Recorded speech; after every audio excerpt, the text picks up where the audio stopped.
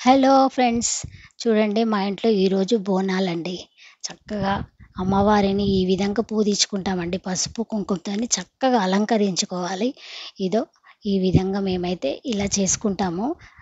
2 బోనాలు చేస్తాను. సమ్మక్కకు, సమ్మక్క సారక్కకు.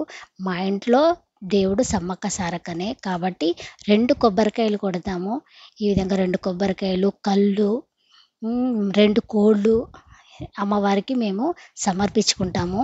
ఈ విధంగా పసుపు, కుంకుమతోని చక్కగా అలంకరణ చేసుకొని, ఆ తర్వాత పువ్వులు కూడా పెట్టుకొని, దీపాలు వెలిగించుకొని చక్కగా ఇలా పూజించుకుంటామండి.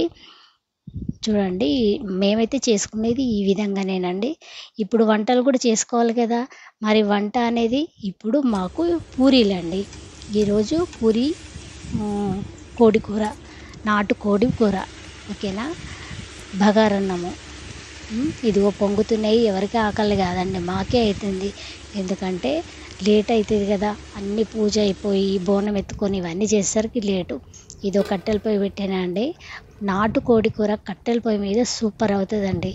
ఎప్పుడైనా నాటుకోడి కట్టెల పొయ్యి మీదనే వండుకోవాలా. మేమైతే అట్లాగే వండుకుంటాము. చూడండి తుక ఉడుకుతుంది, చక్కగా అయిపోతుంది. ఇంకా ఇదిగోండి మేము తయారయ్యి రెడీ అయిపోయి బోనాలు ఎత్తుకున్నాము.